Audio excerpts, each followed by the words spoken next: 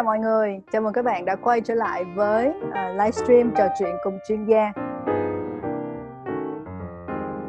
Ngày hôm nay chúng ta sẽ có một buổi trò chuyện với cô Helen On, là một chuyên gia về kỹ thuật Alexander, và chúng ta sẽ cùng nhau nghe cô giới thiệu về mình cũng như là Alexander Technique là gì nhé. Hi Miss Helen, how are you today? Hello, hi, I'm really good, thanks. How are you? Yeah, I'm good. Today is a sunshine day in Seoul, and how weather is your country? We have sunshine too, I think. I mean, it's early morning, so we will see, but it looks promising. Yeah. The spring is coming, which is lovely. Yes. Okay, so thanks so much for accepting my invitation for this interview. My pleasure. For Tick for Row project. This is the non-profit project for Vietnamese piano teacher in Vietnam. Mm-hmm. And firstly, we would like to listen to your introduction about yourself as well as the Alexander Piano Technique. Mm-hmm. I mean, it's such a pleasure to be here with this topic and in this interview, because it's my first connection to Vietnam, and it's wonderful that I can spread this knowledge also in that part of the world, because I think it's very relevant anywhere where people play the piano. And so I think you did a tiny introduction. I heard my name and I heard the Alexander Technique. So I think that there is something already that's said. But just to tell you a little bit about my story, I started playing when I was 6 years old. And because my mother is a musician, it was straight away with the thought that I will become a professional. Because in Estonia, there is a school for children who want to learn professionally.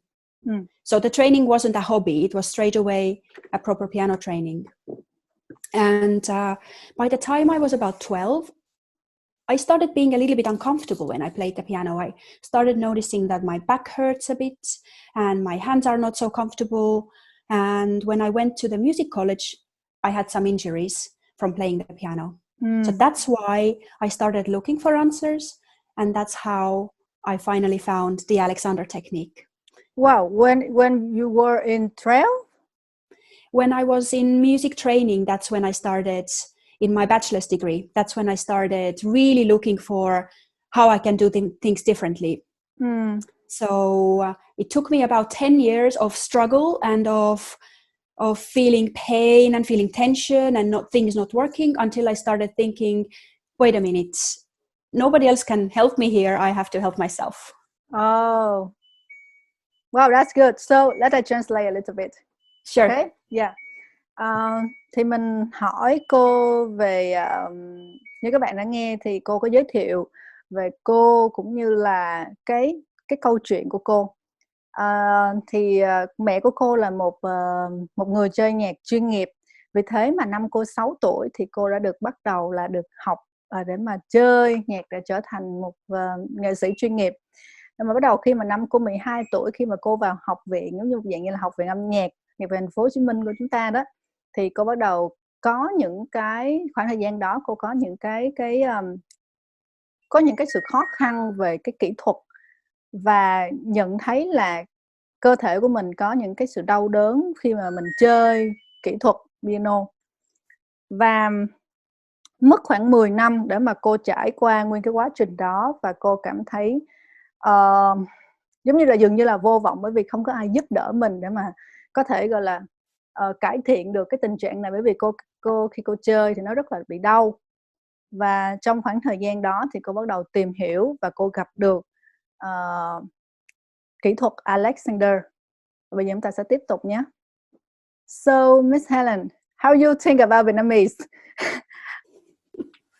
Can you say that again?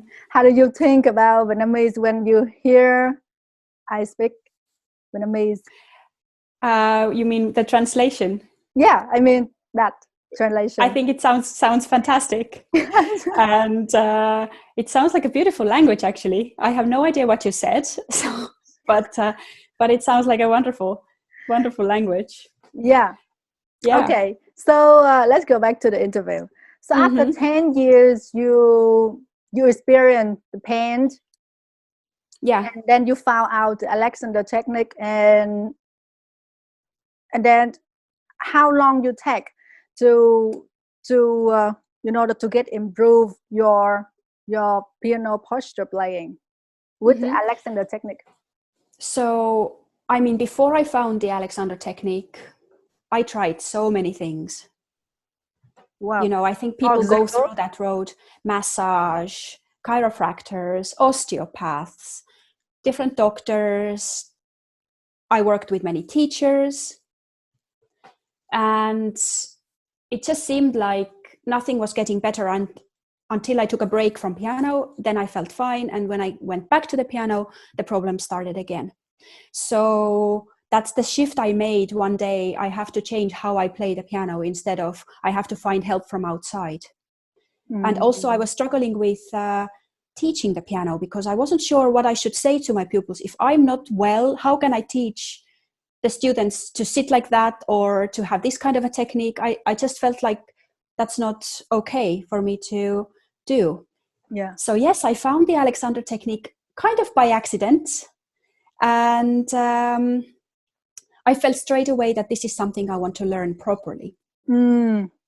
Okay. And it took me, it's a 3-year training, a full-time 3-year training.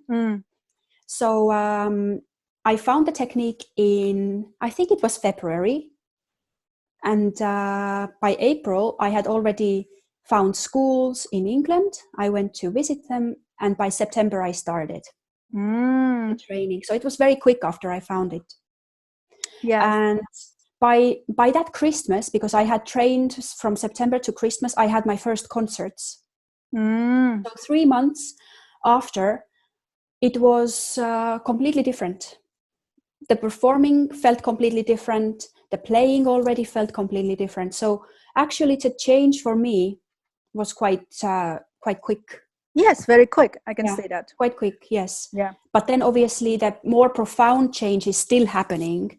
There is, I mean, like, I'm 10 years into the technique now, but I'm still a beginner in a way. I'm still experimenting. I'm still experimenting with my students. I'm still learning better ways. So it goes on forever. Yeah. And that's a good thing. I think that's a really good thing. So the whole training section is in 10 months? It's 3 years. 3 years. To become an Alexander technique teacher. Okay. So it's full-time study. A full-time study. Full-time study of 3 years. You stay in that school and for 3 years, yes. For 3 years. Yes. Wow. Yes. So it's a long training, which is really good actually. It's essential, because after 3 years, I didn't feel like now I know everything and now I can just start applying it and everything. It really, if you want to go very deep and if you want to teach it, it takes time. Yes, I can see. Yeah. Okay. So như vậy các bạn có thể hiểu được rằng là để trở thành một giáo viên của kỹ thuật Alexander thì cô đã trải qua một khoảng thời gian rất là lâu tìm hiểu về kỹ thuật này, nhận thấy được những cái sự đau đớn trong cái cơ thể của mình, trong cái kỹ thuật của mình khi mà mình chơi đàn, và cô đã tìm hiểu về cái trường dạy cũng như là đào tạo training giáo viên, và mất khoảng 3 năm học gọi là học chuyên nghiệp để trở thành một giáo viên kỹ thuật Alexander. Và cô nói rằng là cô có chia sẻ rằng là vào cái tháng 12 đó, trong cái lúc mà cô vừa mới vào trường á, vào tháng 12 thì cô có một cái buổi concert và cô có một cái buổi biểu diễn. Và trong một vài tháng đầu cô học á, thì cô nhìn thấy trong cái buổi concert đó, cô đã, cái kỹ thuật của cô, cái cách chơi của cô, mọi thứ đã thay đổi hoàn toàn. Và cái tiến độ của cái việc thay đổi này nó diễn ra rất là nhanh từ khi cô bắt đầu vào học trường Alexander đó. Okay, so that's a very, very fascinating story. Yes, and I'm still on it. I don't think that the story is at its end point at all. And, so now you are teaching the Alexander technique. Yeah, that is true. I am teaching Alexander technique. I worked for quite many years in the training course, training Alexander teachers, which was lovely. I really enjoyed that. And then I worked, I love working with musicians. Alexander Technique is for everybody, but my passion is musicians, pianists especially, but all musicians. So I worked at the junior department of Guildhall School of Music and Drama in London. Yeah. For many years, working with students who were from, I think my youngest were about 10, 11, and the oldest were near their 20s. Yes. So I'm very curious that in the drama school, like as your position is Alexander Technique teacher. Yeah. What do you support them? What do you have the student with your amazing skill? I mean, when they come to the lessons, they sometimes come with a problem, but sometimes they come because the teacher said come to the lesson. And they come with different tension. They come with performance anxiety.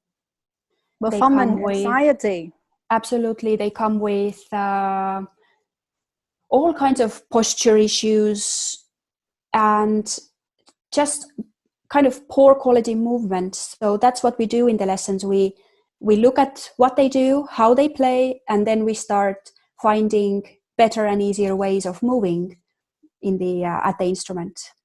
So it's a lot. I don't like teaching by saying this is what you have to do.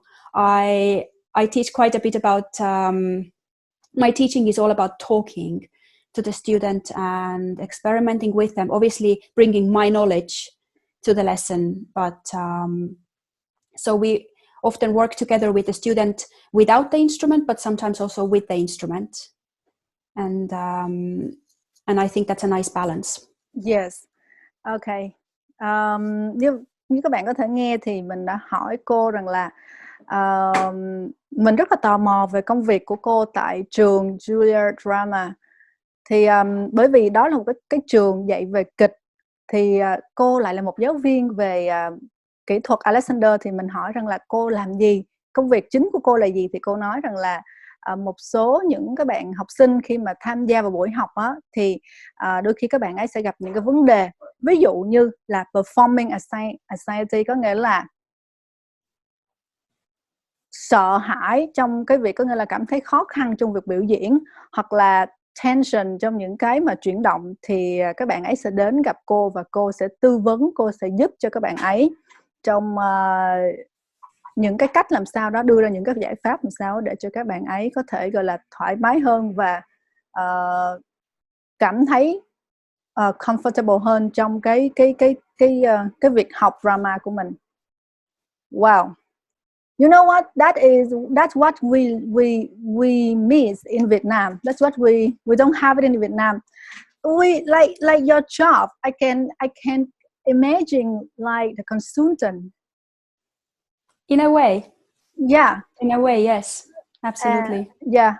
And like especially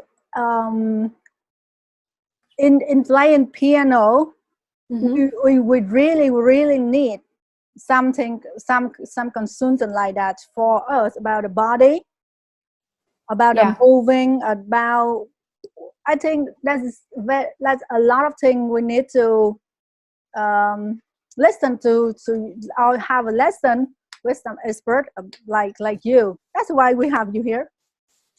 It's actually Alexander Technique is taught in most music schools around the world. All the big universities have Alexander Technique departments. So it is actually quite well known in the world, and musicians find it very helpful. It's also taught in drama schools, in dance academies. So anybody who uses their body, let's say at a professional level, really benefits from this. And also normal people, also people who have to do public talking, have to sit at the computer for a long time.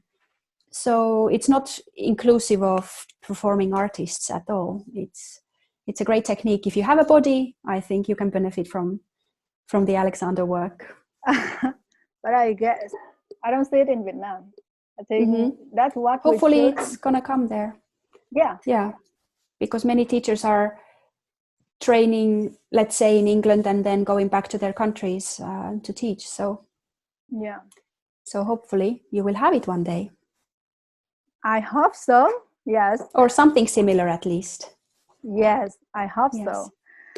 Thì cô có chia sẻ rằng là kỹ thuật Alexander là một kỹ thuật nó khá là phổ biến trong những cái trường nhạc lớn, hoặc là những cái nơi mà người ta sử dụng cơ thể để mà biểu diễn, giống như là nhảy hoặc là biểu diễn về sân khấu, những cái acting này kia. Và trên thế giới đó thì cái môn học này nó hầu hết là có trong các cái chỗ mà nó đào tạo về học sinh và giáo viên chuyên nghiệp như vậy. Nhưng mà ở Việt Nam thì mình chưa thấy có. Okay, so Miss Helen, wow, that's my honor to have you here, and so here I have some questions for you. Yes. Fire away. In the piano posture, you think what is the most important for the pianist that should concern about, and why? So it's hard to say what is the most important thing, but I think that the most important thing is having awareness of the whole body. Because often we play and we are so focused on the music, first of all, and we might be aware of little parts of our body, like our hands, like the wrist. But many people don't really think about their whole body at all when they play. That is so crucial because everything works together. We are a whole mechanism of our body and also our thoughts, our attitude. So everything, I would actually go further and say it's the awareness of your whole self that is necessary. And once you have the awareness, obviously, I think another as important thing is to be curious and to find the knowledge, to learn about these things, and to just get as much information and training as you can in these matters, so that you can then apply them to your playing and maybe to your students playing as well. Okay. Thì mình có hỏi cô rằng là theo ý kiến của cô thì cái điểm gì quan trọng nhất trong tư thế chơi đàn piano mà người chơi piano cần phải cân nhắc đến? Thì cô nói rằng là rất là khó để mà nói là cái điều gì là quan trọng nhất. Tuy nhiên mà có một cái điểm mà có thể là chúng ta cần phải cân nhắc, đó chính là cái sự nhận thức về cơ thể. That's the whole body awareness, right? Whole body awareness is one way of saying it. Yeah. Đó là cái sự nhận thức về cơ thể. Thì thường khi chúng ta chơi piano thì chúng ta sẽ quan tâm tới âm nhạc, chúng ta sẽ nghĩ đến những cái, chúng ta tập trung vào bản nhạc chúng ta chơi, nhưng mà chúng ta lại bỏ quên đi cái sự cảm nhận về cơ thể. Và khi chúng ta chơi piano về lâu dài thì chúng ta cần phải be curious, có nghĩa là tò mò và mong muốn tìm hiểu về những cái kiến thức để mà giúp chúng ta có thể cải thiện được nhiều hơn về kỹ thuật piano. So Miss Helen, you think how we can start to be aware of our body? Well, I think that already having that kind of wish helps. That you want to start thinking about the body, because obviously the piano itself doesn't play anything. It's you that plays the piano. But somehow the piano and the music is the most important thing when we learn, and we forget about ourselves, the ones who are making the music. So already having that initiative of starting to be aware is great. And then obviously just when you play, slowly becoming aware of your back, what your back is doing, what your neck and your head is doing. I mean, the shoulders, the legs, what you're doing with your legs. Bringing awareness to the different parts of your body and then bringing awareness to the whole part of your body is a good start. Okay. thì mình hỏi cô rằng là như vậy thì làm sao chúng ta có thể bắt đầu nhận thức được về cơ thể của chúng ta, thì cô nói rằng là có thể là chúng ta sẽ phải cảm nhận được rằng là cái vai của chúng ta, cái cổ của chúng ta, cái đầu của chúng ta, cái chân của chúng ta, mọi sự cảm nhận đó nó sẽ như thế nào, và đó là khi mà chúng ta mong muốn cải thiện được cái tư thế chơi đàn của chúng ta. So Miss Helen, you think how we can have like a base for basic piano playing? Yes, for people, how they can have the efficient sitting posture at the piano. So the sitting posture is quite essential, I think. That's where a good technique starts. And there are a few things that one can do that are quite easy to fix, basically, and implement straight away. So the first thing, I believe, is having the right kind of a piano bench. I think all of us have been guilty of using whatever we have around the house sometimes, or having a bench that is not suitable for our body. That's basically the setup matters.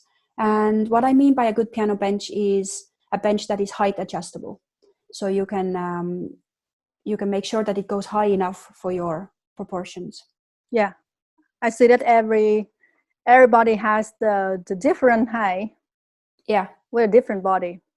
Exactly. Absolutely. Yeah. So I would say you should start with the proper bench, and then the proper height for the bench, proper distance, and also proper way of sitting on that bench. Okay, proper way of sitting. Yeah. So, like, in your opinion about Alexander technique, you think, like, do you have some principle element that you can tell us about the proper way of sitting in the piano? This is a very long topic, obviously. And first of all, I find the word posture a bit problematic, because posture can mean that you should sit in the right way, and it makes and creates tension straight away, because it might be that you think, now I'm sitting in the right way, so I shouldn't move, and that is already a problem. So for instance, when people try to sit up straight, they usually hold a lot of tension in their body just because they think that they should sit in the right posture. So I think a better way of looking at it is to sit tall and to sit in balance. And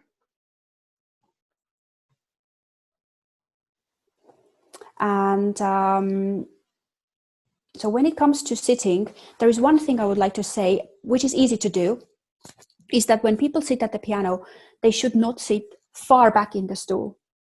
They should sit in the front part of the stool. Yeah. And I'm going to just bring this a little bit lower so that you can see the difference. Basically, when you sit all the way far back, yes, you will end up, because you have to go closer to the keyboard, you will end up hunching over the keyboard. There is nothing else you can do, because you have to use your spine to bend, which then obviously becomes a problem. And then if you need to see the music often, then you need to do that as well. I don't know if you can see. Yes. So you end up having a hunched back and then a twisted neck where the head goes back and down. Yeah, like, and it got the spin, our spin it gets heavier with the head, right? Yeah, exactly. So it is much better to sit at the front part of the stool. Yeah. And you sit so much in the front that that your legs are actually not on the stool much. It's just your body, and the legs are free to move. And then when you move towards the piano, you can actually move from this joint that is meant for movement. And I think that's already a massive improvement for moving. So you don't bend your spine, you move from the joint that you have in here. Yeah, okay. Yeah. So Các bạn ơi, mình đã hỏi cô rằng là như vậy thì làm sao để chúng ta có thể có một cái tư thế ngồi tốt với cái kỹ thuật Alexander. Thì cô nói đầu tiên mà quan trọng và cần thiết nhất là chúng ta phải nghĩ đến cái ghế ngồi, the bench, right? So cái ghế ngồi của chúng ta nó phải có cái chiều cao tốt và nó phải tương ứng phù hợp với lại cái cơ thể của chúng ta. Nó có thể điều chỉnh được. Đó là cái ghế ngồi. Còn cái thứ hai đó là chúng ta phải sit tall và sit balance, có nghĩa là chúng ta phải ngồi cao, không phải là ngồi thẳng. It's not sitting straight but sitting tall, right? Sitting tall, sitting in balance is more important even. Yeah. Thì cô nói rằng là chúng ta phải ngồi thẳng và ngồi ở trong một cái trạng thái rằng là cân bằng. Và khi mà chúng ta ngồi tại ghế đó thì chúng ta sẽ ngồi ở cái phía trước của mặt ghế. So we sit in front of the bench, right? In front of the bench, yes. And not all the way back. Yeah. Thì khi mà chúng ta ngồi phía trước mặt ghế đó thì cái chân của chúng ta nó sẽ được gọi là free, có nghĩa là nó sẽ được thoải mái để nó vận động. Và cũng như rằng là cái chúng ta sẽ bắt đầu cử động với cơ thể từ cái gọi là cái hông của chúng ta này.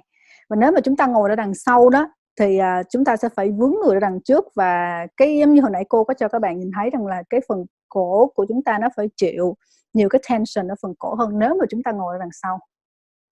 Okay, so that is about the bench and the sitting, like in general. In a way, that's the basic sitting kind of starts from there. And another thing I would like to mention is many people have tension up here.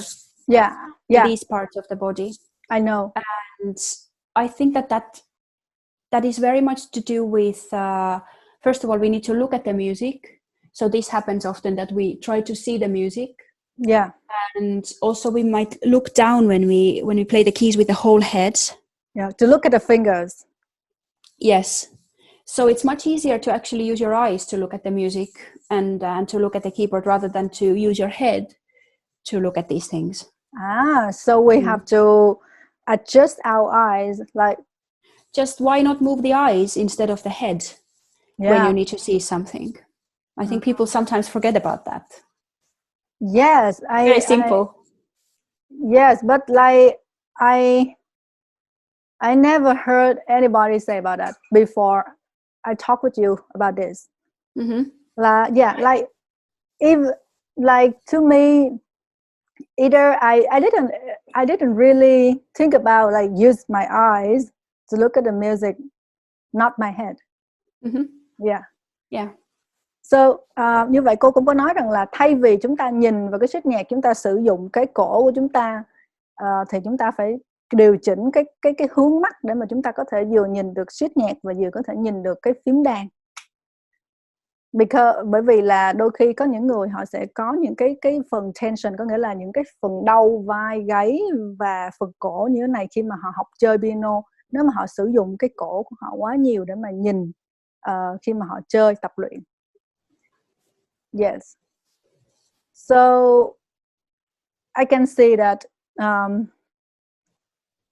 it is so important to have a good posture as playing piano.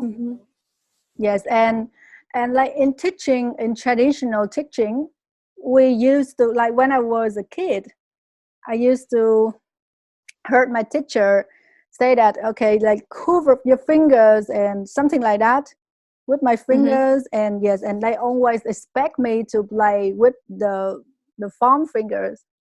Yeah. And like in some teaching book, they also recommend that the students should imagine that they are holding a bone, an egg, like that, so they can form their fingers. So, but how do you think about this? Because I got this question from a member of the project. Right. I think that this is a very, very widespread way of teaching the piano. So you can hear this everywhere. Curl your fingers. That's the basic advice, I think. Yeah. And it's something that I have professionally and personally had to unlearn, because I was taught to play that way as well. Okay. So I find that it's a problem to curve the fingers because you can do a simple experiment with me, actually. You can just have your fingers hang freely and then move them.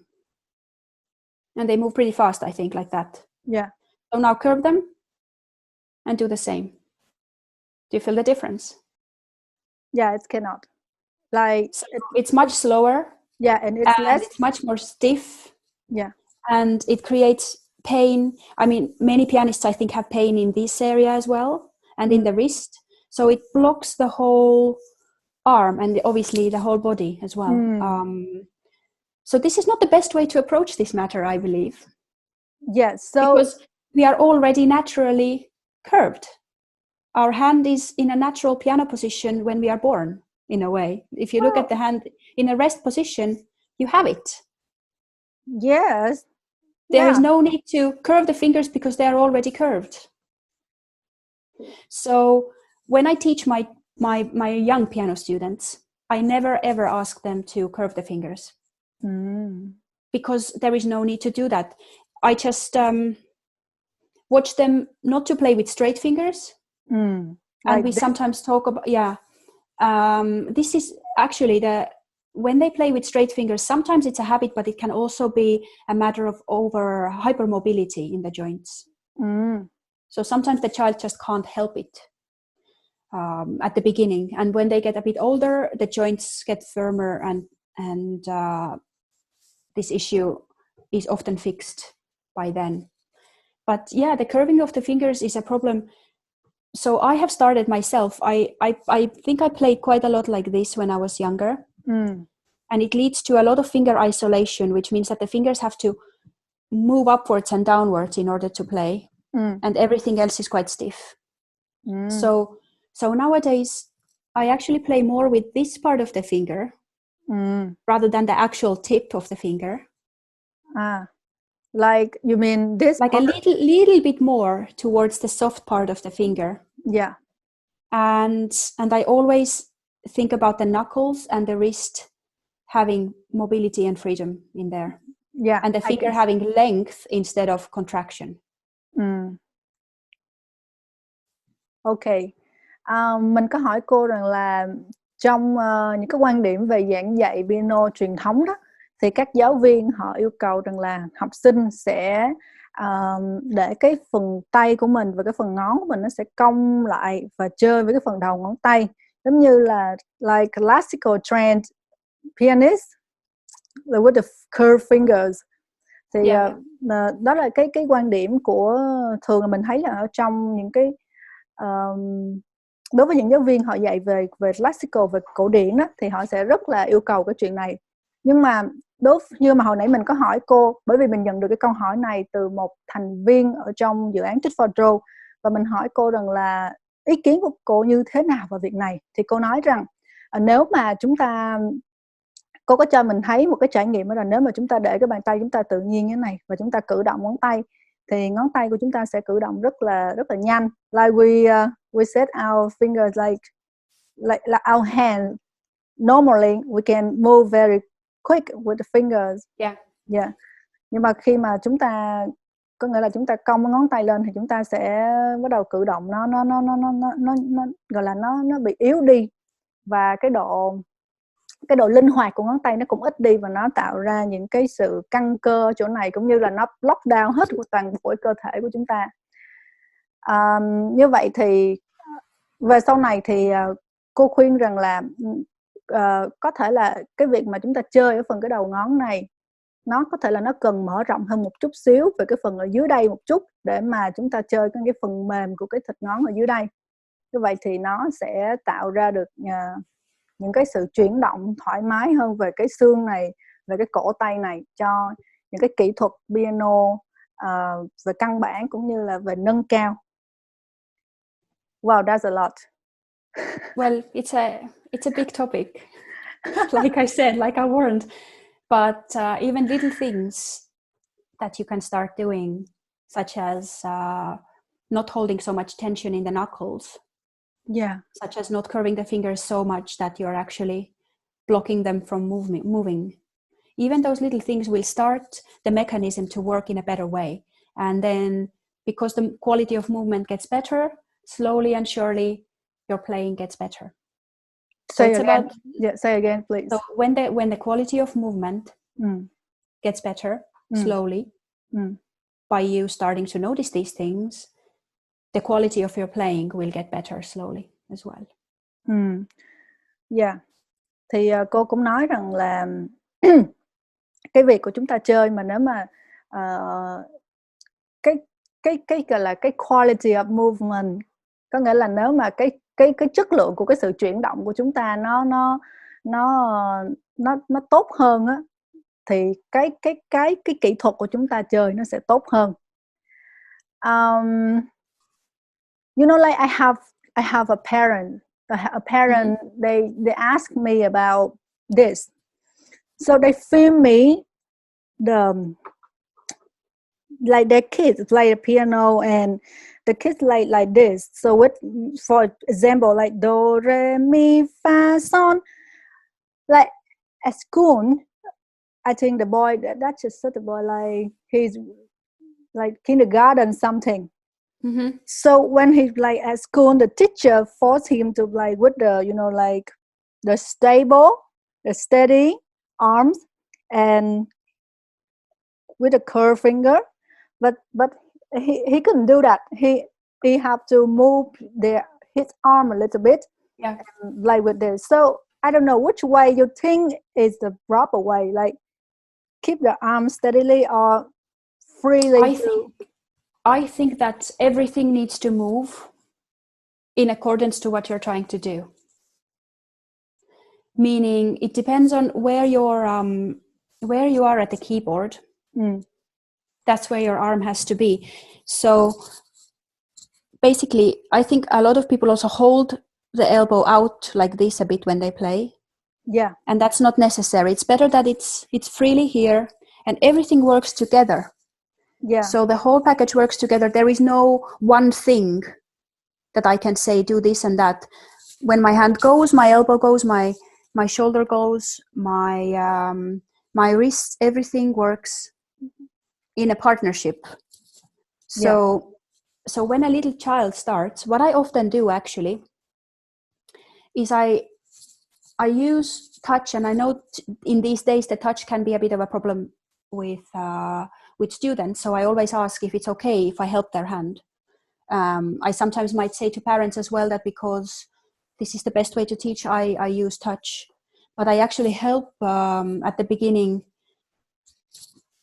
to guide their arm a little bit with my hand as well. So I'm just saying that sometimes it's hard to explain these things for a little child in words. And sometimes it's helpful to, for instance, put your hand here a little bit and move their hand around so that they learn how it feels to move the whole package. Yeah. And then produce the sounds from there with the help of my movement a little bit at the beginning. Yes. But then the boys, they like he like to do like this, not like this as his teacher forced him. So and I think the boy should be the teacher maybe in this case. Oh. Because the whole movement that you showed, at least what you showed right now, is much more healthy than the finger movement. Yeah, that you showed. I agree with you. Yes. Yes, and I read it in the book. It in the book, and like I experienced it to myself too. So I sit at the piano and I try to play the fingers, and I try to put my position into the boy's shoes to see what he's thinking, what he's feeling when he play like this or like this. Yeah. And I found out like this way is much, natural and absolutely healthier. Absolutely. There is absolutely no part we should keep still in the body in any case. So definitely. And I think young children have more movement anyway, naturally. When we become older, we become more held stiff. So with children, it's more about supporting what they already have rather than teaching them what to do. Và mình hỏi cô rằng là mình có một câu hỏi là Mình có một bạn phụ huynh, một chị phụ huynh gửi cho mình một cái câu hỏi rằng là ở trường học á, thì các thầy cô, có nghĩa là cô giáo dạy cho con của chị rằng là tay thì phải để yên và chơi những ngón tay như thế này. Nhưng mà khi mà cái bạn nhỏ này về đó, thì bạn nhỏ này lại chơi với cái bàn tay nó nhấc lên như thế này. Thì chị hỏi mình rằng là như thế nào thì mới là đúng? Tại sao mà chị kêu là con để tay yên thì con lại không muốn để, mà con cứ phải chơi như vậy? Thì mình đem câu hỏi này hỏi cô Helen, thì cô nói rằng là khi mà chúng ta chơi đàn đó, khi chúng ta nhấn như cái phím đàn á, thì không có một cái bộ phận nào ở trên cái cơ thể của chúng ta thật sự là đứng yên cả. Và hầu như là toàn bộ cái phần cẳng tay của chúng ta, cái phần cổ tay, cái phần ngón tay, cái phần ở trên đây, hầu hết là đều chuyển động và trong một cái partnership, có nghĩa là trong một cái sự hợp nhất của tổng thể. Cho nên rằng là trong cái trường hợp này, cậu bé này đã có thể rằng là chuyển động theo một cách tự nhiên nhất có thể, và trong một cái cách gọi là healthy, có nghĩa là lành mạnh nhất của cậu ấy. Và mình hy vọng rằng là câu trả lời này của cô Helen đã có thể mang đến sự yên tâm cho chị phụ huynh đã đặt cho mình câu hỏi này. Well, that is really beneficial for our knowledge about the laying posture. Mm-hmm. Yeah. So I know that. Yeah, please. I'm just adding one thing from the perspective of the teacher. So when a young child comes to my lessons, I wouldn't teach them to sit up straight. Because until the age of, let's say, 7, depending on a child, they are all normally balanced and poised anyway. So you don't have to teach a young child to sit up straight. What I teach instead is sit proud, sit tall, sit like a king, sit like a queen. And if they overdo it, I ask them to come back to the, because sometimes they can then go to the sit up straight posture. So with young children, it's just about, hey, be tall, be proud of you, be proud of who you are. So I don't use ever the word sit up straight with a young child, or with an older student either. Like you mean until 7 years old? You don't. Usually, sometimes children don't lose their uprightness and their poise until they're about 10, 11, and they go to school and they start riding like this. There's lots of stress.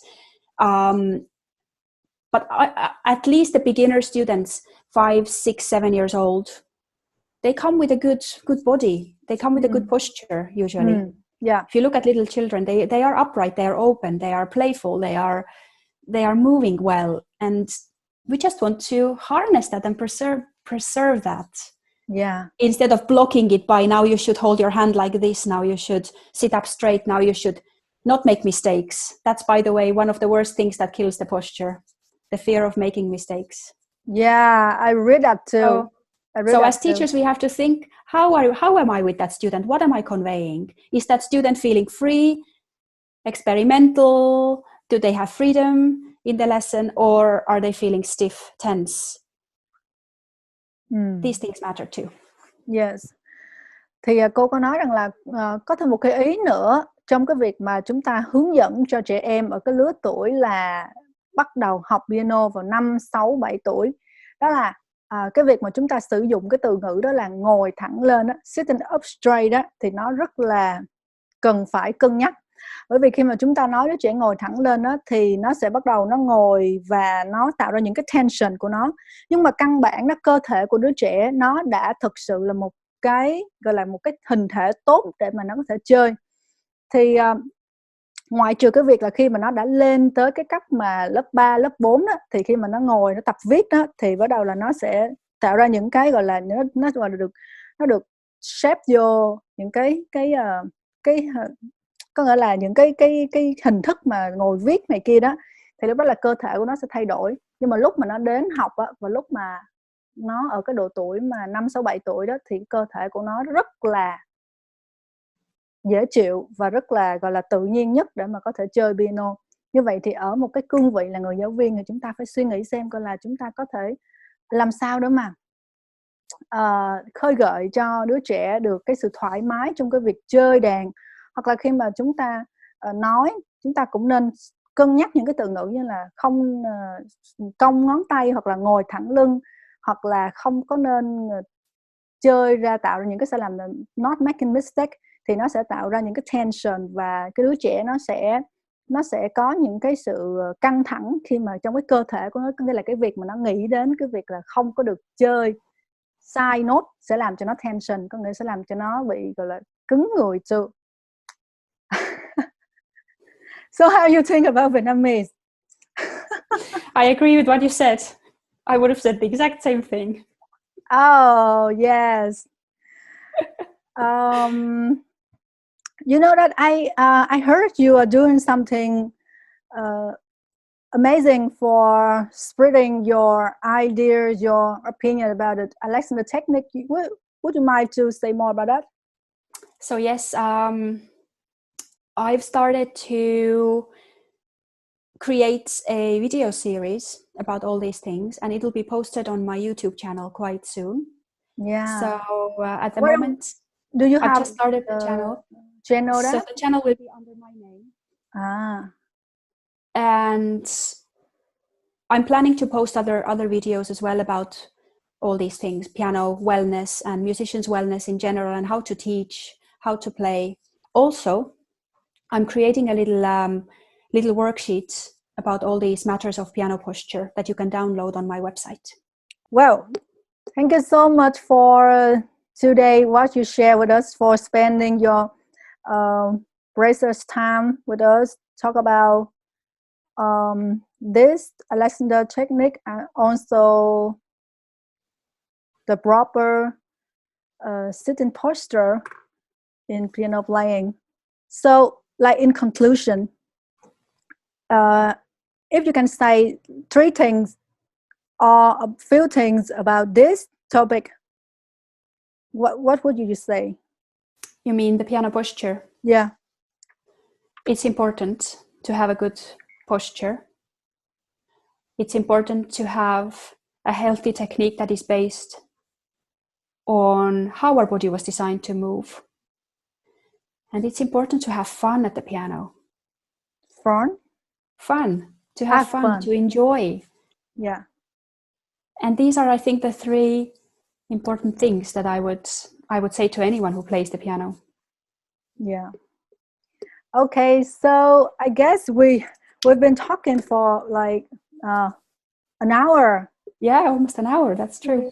Yeah, and what time is it in your location? So we're 1 minute to 10 o'clock now. Okay.